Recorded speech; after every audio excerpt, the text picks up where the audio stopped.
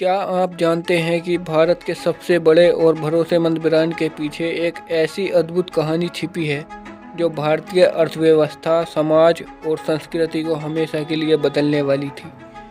कैसे एक अकेला परिवार और उनकी सोच ने भारत को औद्योगिक महाशक्ति बनाने में महत्वपूर्ण भूमिका निभाई। क्या आपको पता है कि टाटा ग्रुप की शुरुआत केवल एक छोटे व्यापार से हुई थी, जो अब दुनिया भर में 100 से ज़्यादा देशों में फैला है। और सबसे दिलचस्प बात यह है कि केवल उद्योगों तक सीमित नहीं रहा, बल्कि इसने शिक्षा, स्वास्थ्य और समाज सेवा में भी अपनी जगह बनाई है। तो चलिए हम आपको लिए चलते हैं टाटा ग्रुप की इस प्रेरणादायक और अनसुनी यात्रा पर, जहां व्यापार के साथ नैतिकता और समाज सेवा की भी एक अद्वितीय मिसाल कायम की गई। टाटा ग्रुप की शुरुआत होती है 1868 में, जब जमशेदजी नसरवानजी टाटा ने मुंबई में एक छोटी सी कपड़ा मिल की स्थापना की। लेकिन सवाल ये उठता है कि आखिर एक छोटे व्यापारी से लेकर भारत के सबसे बड़े बिजनेस हाउस की स्थापना तक की इस यात्रा में ऐसा क्या खास था। जमशेदजी सिर्फ एक बिजनेसमैन नहीं थे, वो एक दूरदर्शी थे। उन्हें ये समझ आ चुका था कि भारत में सिर्फ व्यापार नहीं बल्कि औद्योगिक क्रांति की ज़रूरत है। इसलिए उन्होंने सिर्फ मुनाफा कमाने पर नहीं बल्कि राष्ट्र निर्माण पर ध्यान दिया। क्या आप जानते हैं कि सिर्फ जमशेदजी का सपना उद्योग स्थापित करने तक सीमित नहीं था? उनका सबसे बड़ा सपना क्या था, आगे हम आपको बताएंगे और ये जानकर आप हैरान रह जाएंगे। टाटा ग्रुप का असली मोड़ तब आया जब जमशेदजी ने 1907 में Tata iron and steel company की स्थापना की। क्या आप कल्पना कर सकते हैं कि जिस समय भारत में कोई भी देशी कंपनी बड़े पैमाने पर स्टील का उत्पादन करने में सक्षम नहीं थी, उस समय जमशेदजी ने ये चुनौती स्वीकार की। उन्होंने न केवल भारत में बल्कि पूरी दुनिया में स्टील उद्योग में अपनी पहचान बनाई। जमशेदपुर, जिसे टाटा नगर भी कहा जाता है, इसी उद्योग क्रांति का प्रतीक बना। क्या आप जानना चाहेंगे कि जमशेदजी टाटा का वो सपना क्या था जिसे पूरा करने में उन्हें जीवन भर संघर्ष करना पड़ा? लेकिन ये सपना केवल औद्योगिक क्रांति नहीं थी। इसे जानकर आप भारत के भविष्य को एक नई रोशनी में देखेंगे। जमशेदजी का सबसे बड़ा सपना था एक ऐसा भारत जहां विज्ञान, शिक्षा और उद्योग साथ साथ चले।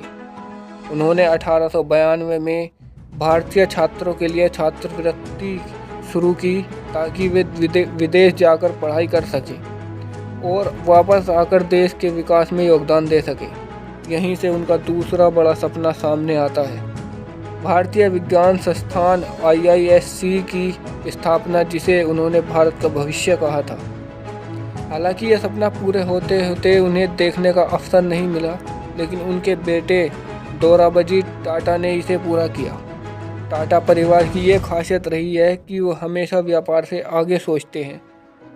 क्या आपको पता है कि दोराबजी टाटा और उनके परिवार ने देश के लिए अपने निजी धन को भी दांव पर लगा दिया था? आगे हम आपको बताएंगे कि टाटा परिवार ने कैसे अपने जीवन को देश के लिए समर्पित किया। जमशेदजी के बाद उनके बेटे दोराबजी ने न केवल उनके सपनों को पूरा किया बल्कि टाटा ग्रुप को और भी ऊंचाइयों पर पहुंचाया। लेकिन 1920 और 1930 के दशक में भारत और विश्व में आर्थिक मंदी छाई हुई थी। इस दौरान दोराबजी ने अपने व्यक्तिगत आभूषणों तक को गिरवी रख कर टाटा स्टील को बचाया। यहाँ एक महत्वपूर्ण नाम जुड़ता है, जहांगीर रतनजी दादाभाई टाटा, जिन्हें हम JRD टाटा के नाम से जानते हैं। JRD टाटा का नाम सुनते ही आपके मन में कौन सी बड़ी कंपनी का ख्याल आता है? आगे हम आपको बताएंगे कि उन्होंने टाटा को किस तरह से नई ऊंचाइयों पर पहुंचाया और वो कौन सी कंपनी है जिसे भारतीय अर्थव्यवस्था को बदल कर रख दिया। JRD टाटा ने 1932 में टाटा एयरलाइंस की स्थापना की, जो बाद में एयर इंडिया के नाम से जानी गई। क्या आप जानते हैं कि JRD टाटा खुद एक लाइसेंस प्राप्त पायलट थे और उन्होंने भारत की पहली कमर्शियल फ्लाइट उड़ाई थी। टाटा ने एविएशन के क्षेत्र में जो कदम उठाया वो भारत के लिए एक नई दिशा साबित हुआ। क्या आप जानते हैं कि टाटा एयरलाइंस को शुरू करने के बाद भारतीय विमानन उद्योग में किस प्रकार का बदलाव आया और एयर इंडिया के साथ टाटा की ये कहानी क्यों खास है। आज टाटा ग्रुप का व्यवसाय केवल भारत तक सीमित नहीं है। क्या आप जानते हैं कि टाटा ग्रुप की कंपनियां 100 से भी ज़्यादा देशों में फैली हुई हैं। Tata steel, Tata Motors, Tata consultant services जैसी कंपनियां वैश्विक पहचान रखती हैं। 2008 में जब टाटा मोटर्स ने जगुआर और लैंड रोवर जैसी विश्व प्रसिद्ध कंपनियों का अधिग्रहण किया, तब दुनिया में भारत व्यापार की ताकत को पहचाना। क्या आपको पता है कि टाटा ग्रुप का मोटो सिर्फ मुनाफा कमाना नहीं बल्कि सामाजिक जिम्मेदारी भी निभाना है। और उनकी CSR गतिविधियां इतनी विशाल क्यों हैं? आगे जानिए कि कैसे टाटा ने व्यापार और समाज सेवा को साथ लेकर चलने की एक अनोखी मिसाल कायम की। आज टाटा ग्रुप ने न केवल व्यापार की दुनिया में एक चमकता सितारा है, बल्कि समाज सेवा, शिक्षा और स्वास्थ्य में भी अग्रणी है। रतन टाटा ने इस विरासत को और भी ऊंचाइयों तक पहुंचाया है। क्या आप जानते हैं कि टाटा ट्रस्ट्स भारत की सबसे बड़ी परोपकारी संस्थाओं में से एक है। वे हर साल करोड़ों रुपए शिक्षा, स्वास्थ्य और अन्य सामाजिक कार्यों में लगाते हैं। तो क्या आप इस बात से सहमत हैं कि टाटा ग्रुप का सफ़र सिर्फ एक बिजनेस की कहानी नहीं है, बल्कि ये भारत के निर्माण की कहानी है।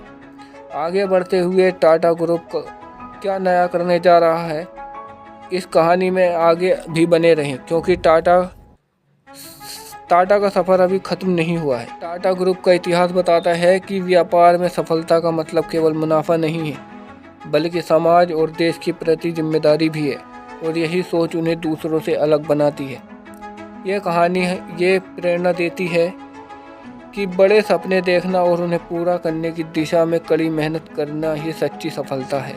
अगर आपको ये वीडियो पसंद आई हो तो कृपया लाइक और सब्सक्राइब करें।